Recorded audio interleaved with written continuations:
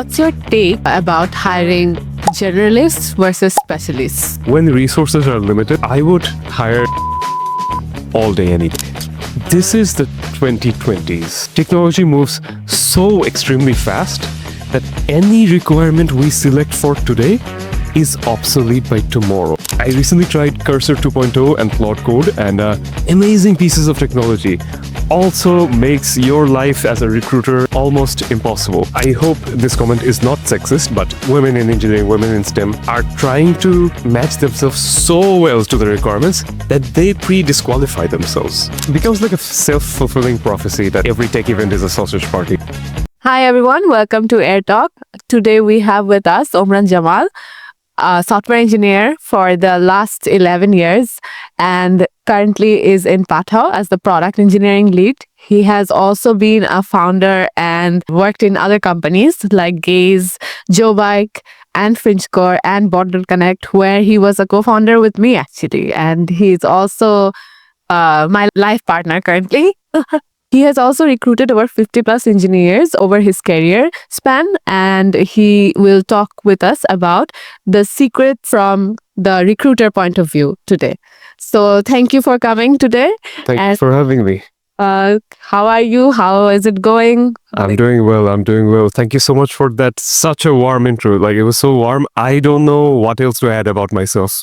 It's Okay, I think we will jump to the actual conversation that Sure. here, and I think I will start with I remember when we started our startup at Bonton, we were a very small company, and for when we started, you were the CTO, right? So you were a 22-year-old around that time, and you had to hire engineers for our team. So maybe start with that experience, and then talk about your mentorship too, how you train engineers, and when you start working with them, how it's like they are a part of your team actually, not I think only the company in some cases too.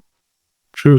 Well. To be very honest, I think Bondon Connect was the first time I did a formal hiring process, and to be very honest, I did not do well. That's the first time you hire engineers, it's gonna go badly.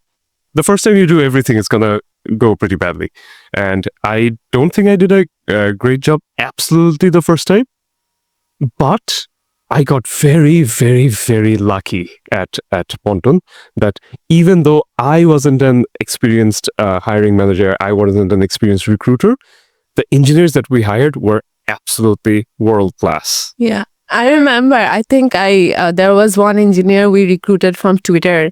Yeah. And he was an A-level student. I think most of the team members that we had, they were all pretty young. But I think something that early stage startups struggle with, right? Getting the right hire when you have limited resources and budget. Talk about that process. Like, how did you navigate that and still manage to get, the best of the best? Yeah, to be honest, that answer, like when you're in an early stage startup, how you do hiring, it's kind of related to how we got lucky at Bonton actually. And that is vision, culture. And when you are a smaller company, culture is you, the founder himself, herself. Like, the founder's vibe is what will attract the talent at your company. And after you like the founder, after you like your recruiting manager, your recruiter as a person, then it comes about the company. But then again, is the company ever real? The company is never really real, right? So end of the day, what a company is just a vision. And if the vision, if the mission that you are saving the world is there enough, then you will almost naturally attract the people that want to save the world, that want to fix the world's problems.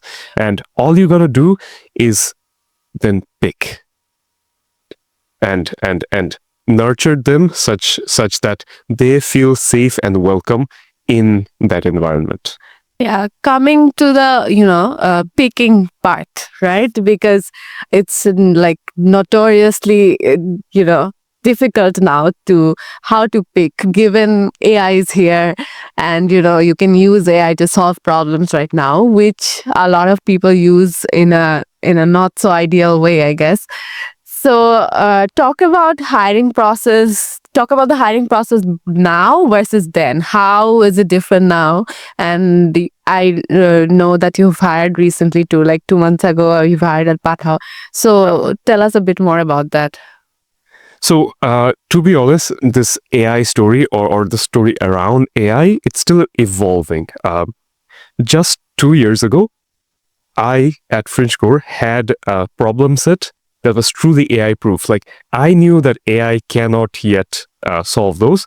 So I used those as at home challenges. Like, yeah, you can Google as much as you want. You can use AI as much as you want because I know the GPT-3 3.5 at the time would not be able to cope up. Now, I call this an emerging story is because I recently tried Cursor 2.0 and Claude Code and amazing pieces of technology also makes your life as a recruiter, as a technical recruiter, almost impossible. So, I guess how it has changed is that it has become an arms race right now. Like us recruiters, us problem set makers, we are making more and more complicated challenges that actually help us kind of sift through these candidates even before they come into the office and give an interview. But end of the day, I don't know where this will go, but I can answer a little bit about AI's current capabilities and like what kind of engineering challenges works now, Yeah. and maybe it will be valid for the next 3 months, hopefully. So any engineering problem and any engineering challenge that you give candidates, if it involves more than one computer, more than one thread, multi-threading, more than one distributed scaling in a larger system, these things AI really truly struggles with, and really truly struggles with explaining why too. Yeah. That will not be true forever. Maybe the next 3 months, these are good challenge sets. I remember when you joined FringeCore, it's a startup, but it's a company inside another big company, It's a Citigroup. startup inside a startup. Yeah, it's China. So I remember you posting for a job for FringeCore on this Facebook group called Talk.js, and it was a very new company. I think you guys didn't even have a proper website or a Facebook page, right?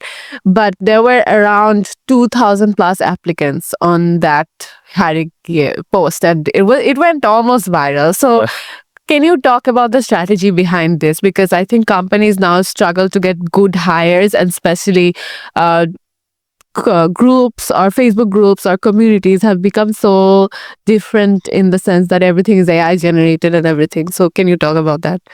Sure. So I would actually like to begin by saying that I think a lot of companies, and like no shade to many of the companies, but a lot of companies think the employees they're hiring, those the companies are doing the employees a favor. That is never true.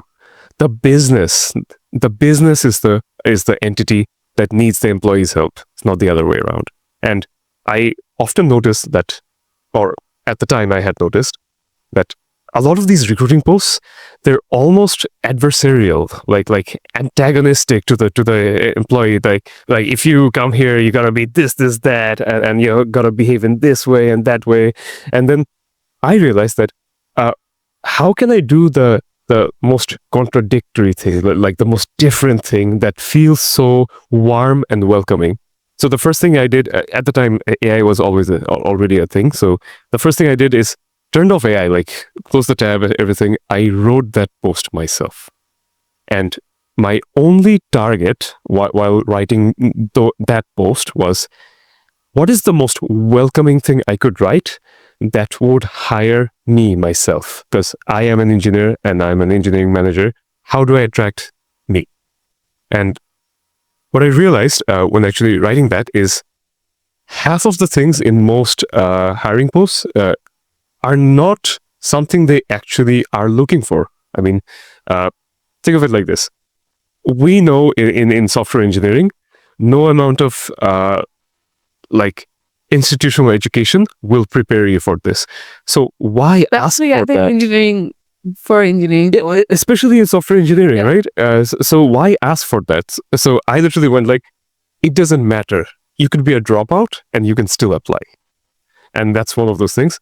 And the other thing, this is something shady I did, and I hope I don't get canceled for this or anything.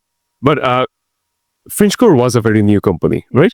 So what I did is I got people from the other departments to sit in our seats and to show that, hey, we are real people. Hello. And we want other real people to be joining us, other talented, real people. Yeah. And one of the other things that I did is, engineering teams have this weird need to work in the dark mode screens, dark offices, the blinds are closed, the lights are off. The first thing I did, turned on all the lights, put up all the blinds, and then took a photo to show that we are real people behind this very real company that happens to be new.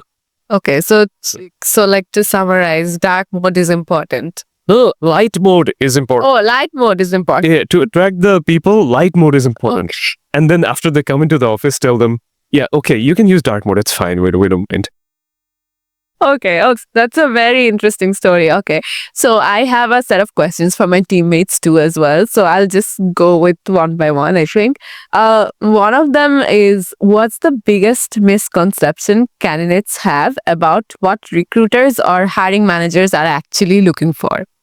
Ooh, thank you for asking this. Thank you so much. I mean, here's a secret, and I will spill the beans, and I don't care who cancels me, okay? Whatever the requirements are, maybe meet 50%, 40% of them really, really well. Like meet those requirements just 40%, 50%.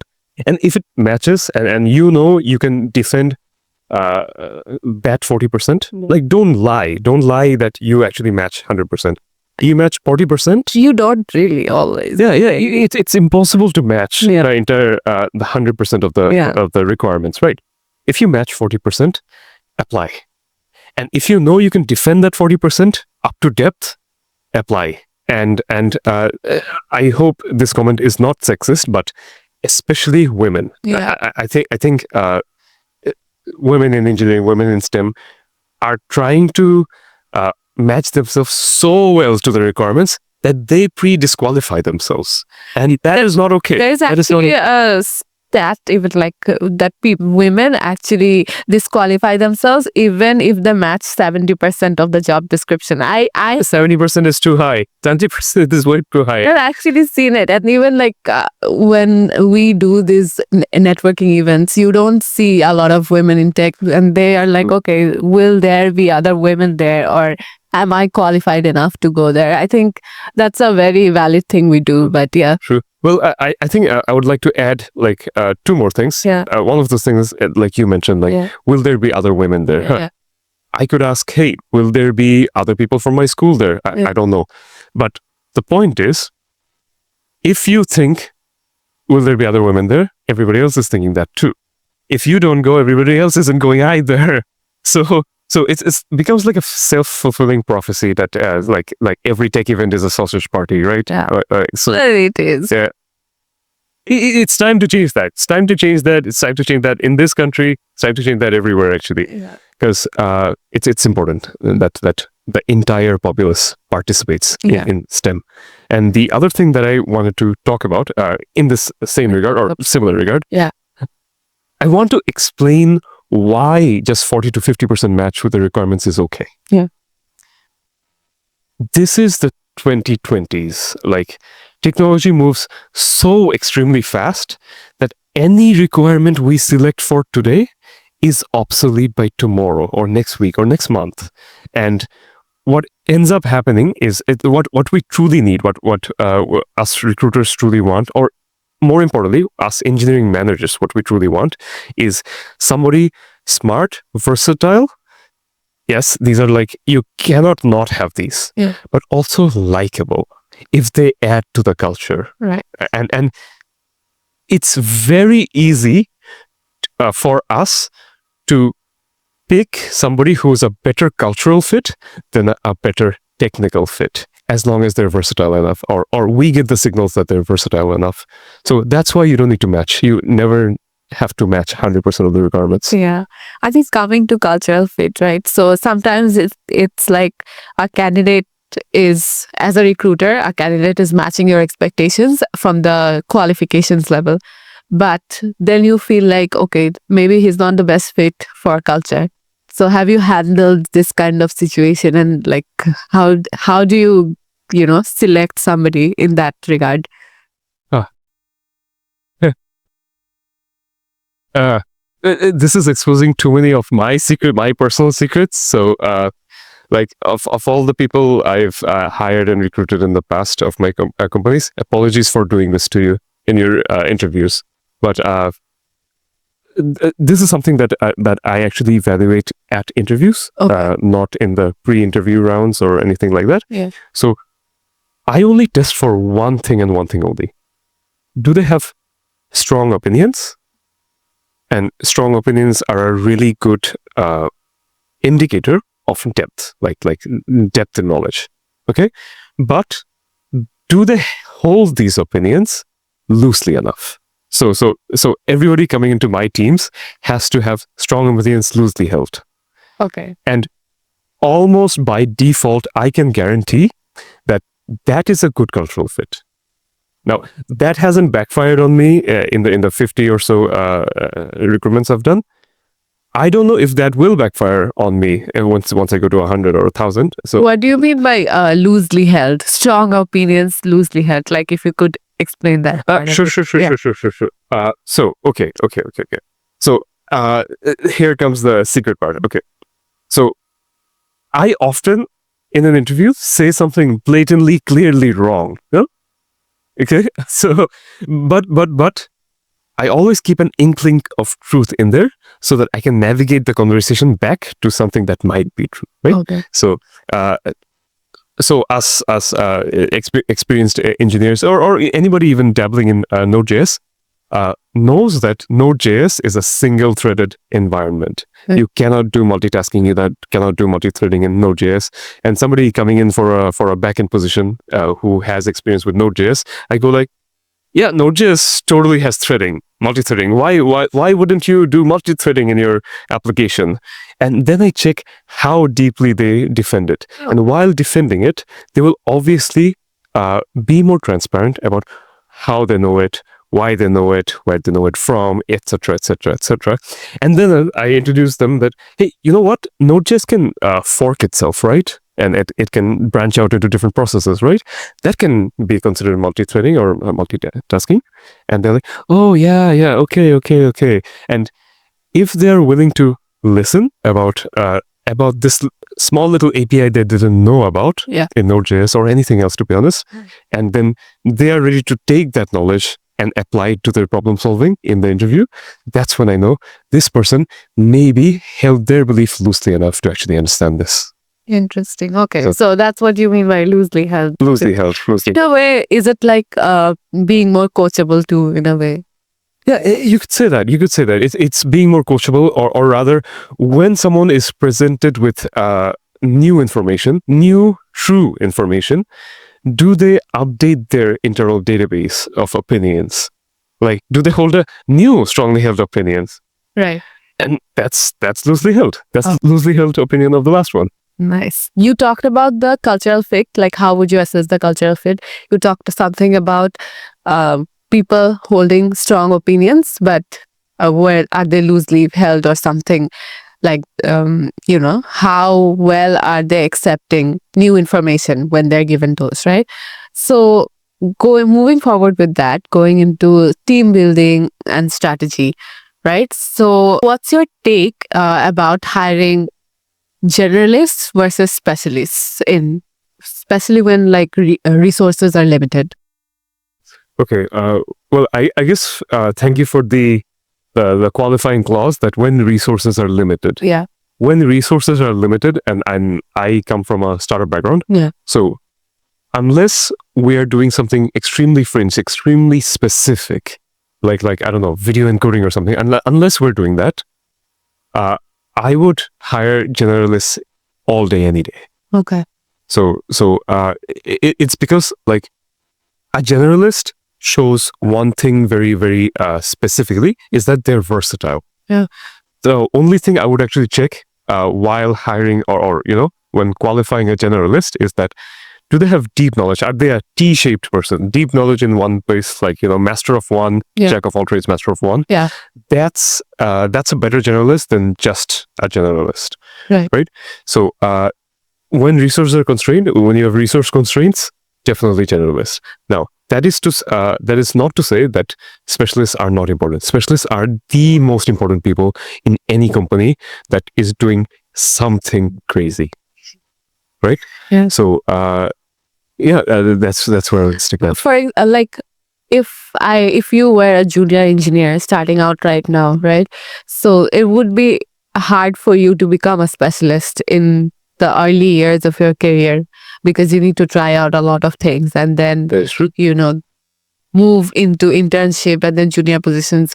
So how do you think somebody right now, especially with AI coming in as a junior engineer, prepare themselves for the changes in hiring trends, basically? Well, I think like as a person from the generation that hires now, and a person that makes hiring processes, I would like to apologize for two junior engineers because it's true. It's like software engineering jobs are not going away, but at the same time, junior engineer jobs are kind of going away. And you know what's happening is that senior engineers or mid-level engineers are expected to do the junior job with the assistance of AI. And that is not a great place to be as a junior. Now, if you're a junior engineer, if you are entering into the ecosystem now, what I can recommend is stop trying to be an intern. Like skip the internship. Right. If your university allows you to not do an internship and do a paper instead, trust me, the paper will be easier, and the internship, any internship right now is just the annoying set of tasks that nobody wants to do, but this intern will do, and you will learn almost nothing from that internship. Yeah. Now, some companies have amazing internship programs, like Pathao, the company I work at now, amazing internship program. Yeah. So I wouldn't say across the board you should avoid all internships, but if possible, skip the internship, get into a junior engineering position first. Okay. Now, about the junior engineering position, if you are trying to get into a junior engineering position, the thing like dress for the job you want, not the job you have. Well, study and train yourself for the job you want, not the job you have. So train yourself to be a senior engineer. Okay.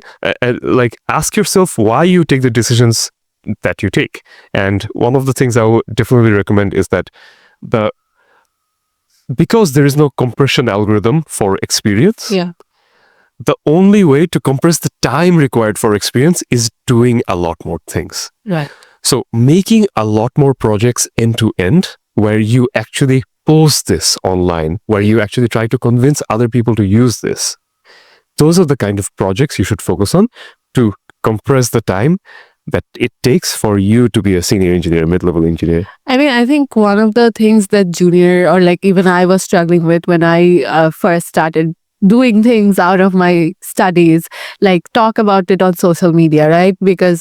And even as engineers, they're more likely to not post something about what they have done. So I've seen like other people around me doing a lot, but probably not talking about it much. And I think it's a very important thing there.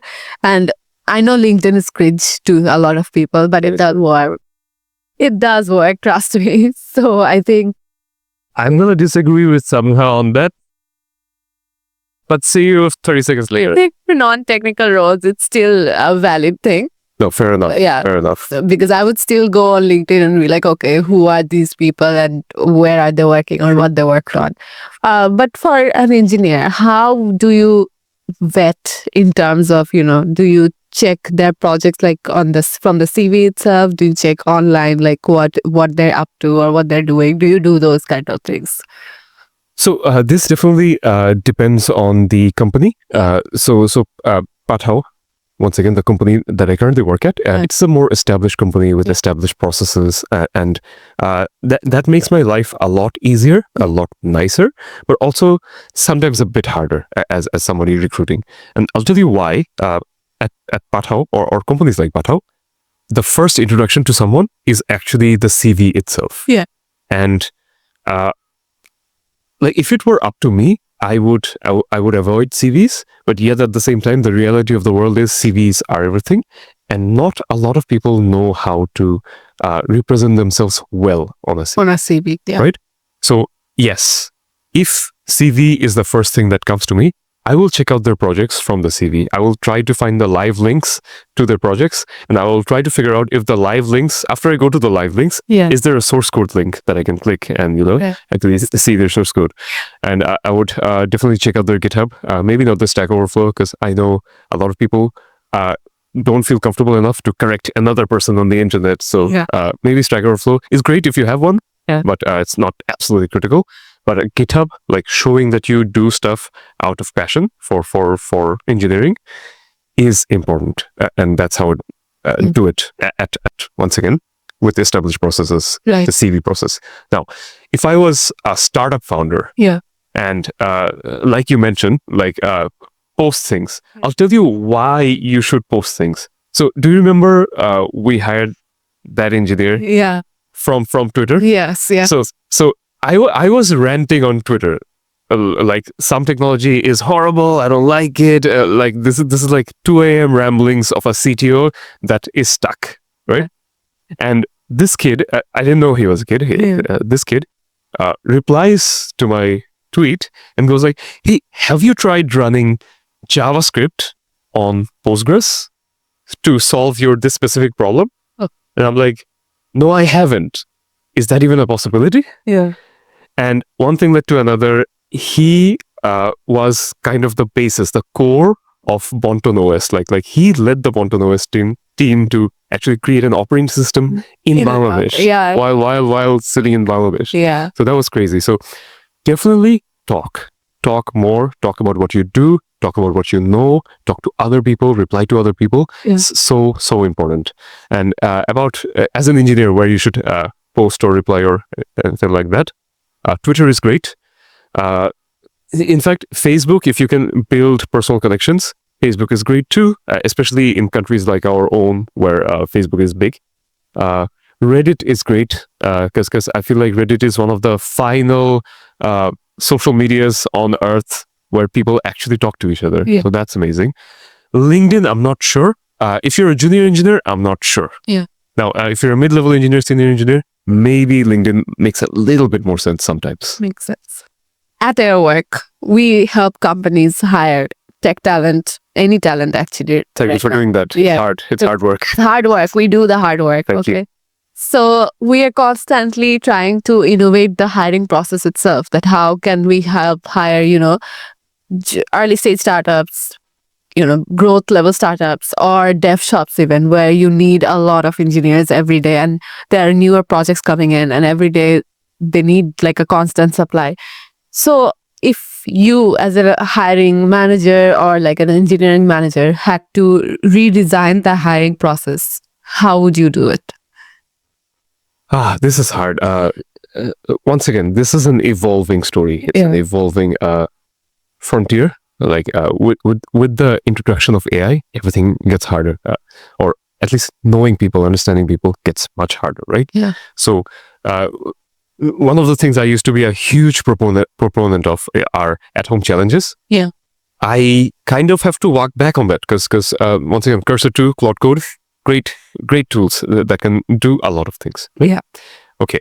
Now, one thing that I would do is take a lot more voice interviews. So voice interviews. I know this is kind of weird.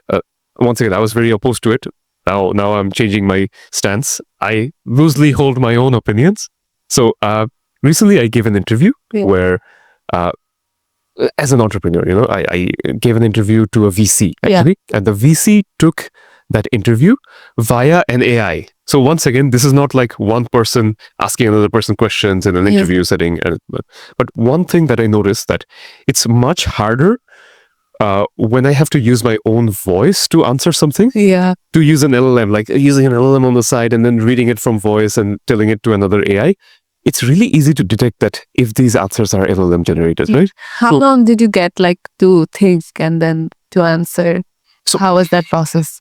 So in that particular interview, it was like a question is presented by voice, by a text-to-speech model. They generated the voice. I heard the voice talk. I had just 1 minute pause between hearing the question and actually starting to answer.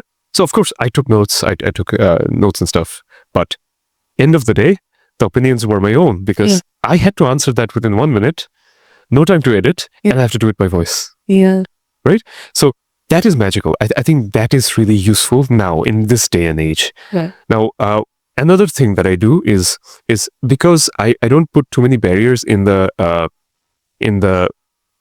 job post itself, the hiring post itself. Yeah. I still need to filter for a bit of competency, right? So one of those things I do is I test for the skills that are around engineering, or about engineering itself. For example, hey, can you push to a Git repository with SSH? Can you SSH into Linux machines in general, right? So one of the questions or the barrier to entry for applying to Fringe Core was that you had to SSH into a Linux machine, find a secret code, and then put it in the application. So application process itself was like a puzzle. Yeah, the application process itself was like a puzzle, but it was fun. It was fun and it taught people things. So hopefully it wasn't too unethical. If it was, apologies. But that's one of the things I would still continue to do. Like the process itself would be interesting enough for a human to pursue, not an AI. And I would take a lot more voice interviews. And if possible, after the first round of filtering, when the candidates start coming into the office, I would not do it one-on-one. Okay. And this is not related to AI or anything. I would not do one-on-ones is because by default, in an interview setting, there's a power distance. There's an interviewer and an interviewee. Yeah. And the problem with that is that in any situation where there's a power distance between two people, one person is quieter, one person feels more awkward, one person feels singled out. Yeah. Right? And of course, like I mentioned, employees think they need the job. No, the employer needs the employee. Okay? So that is a horrible situation, a horrible setting to put your best foot forward. And as us, as engineering managers, as hiring managers, as recruiters, it's our job to make people feel comfortable enough such that those rare gems, those rare talents, they get to represent themselves. And one of the quietest people that I actually interviewed were amazing engineers. And in fact, they weren't quiet at all. Maybe they were quiet at that setting. They were quiet in that setting. And one of the very first things that I did after actually realizing this is that every interview at Fringe Core was in a group setting. Groups. Okay. So there are multiple interviewees. Yeah. That setting. Oh, multiple interviewees. Yeah. There's a multiple interviewees, multiple interviewers. Yeah. And they're not sitting interviewers on the left, interviewees on the right. No, not like that. They're interspersed among each other. They can stand up, they can intermingle, stuff like that. So it's kind of like a networking session to the interviewees and even the interviewers. And what this does is somebody who's nervous. I'm nervous right now. I was nervous before I got this coffee, right? So when you get this coffee, when you can walk around, when you can, disperse the nervousness, suddenly these people are much more nicer. Both the interviewers are nicer, the interviewees are nicer. Everybody has a warm, networking session. And that's when you know who you want desperately in your team. Right. And that's how I would change the interview process. Very interesting. I especially like the networking type interview part, actually. I've done that for Working Women Bangladesh. I am a part of this community. Amazing. Did it work? I think it worked. I don't know like how many people got eventually hired from there because we did it for another company, But but a lot of people got interviewed, like the first. yeah, a lot of people applied from there too. So I think it was nice. Um, okay. Thank you again for all the secrets from the recruiter's point of view, and even I think for the engineers, I think there were some very very good advice, and I would advise everybody to listen to the whole thing and not skip parts because there are a lot of things we talked about. I think covered. So to wrap things up, I think she advice for engineers as a recruiter for applying to any jobs and interviews, and getting that job, getting the perfect job that they dream about. What would they be? 3. Yeah. Okay.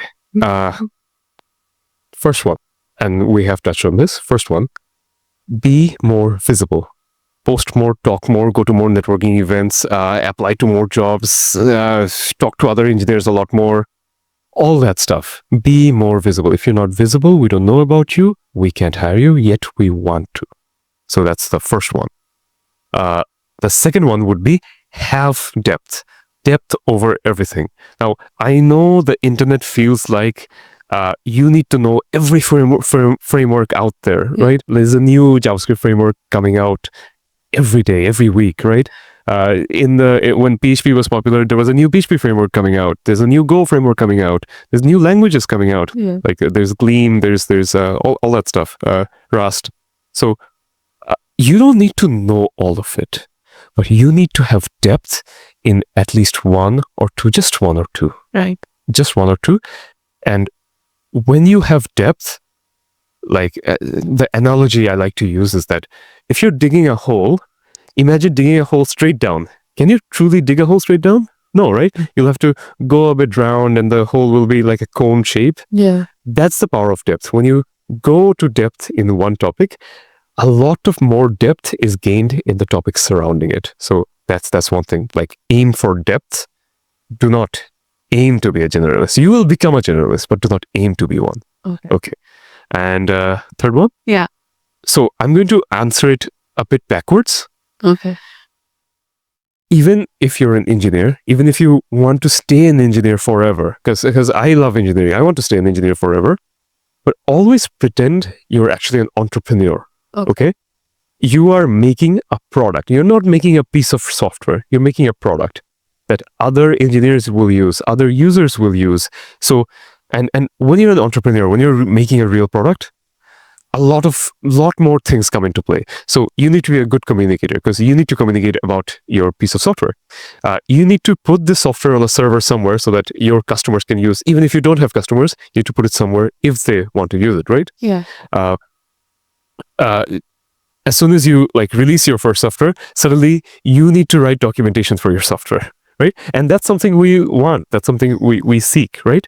So end of the day, even if you're an engineer, pretend you're an entrepreneur, pretend you're a startup founder. Yeah. And if I want to answer this more directly, always complete projects end to end.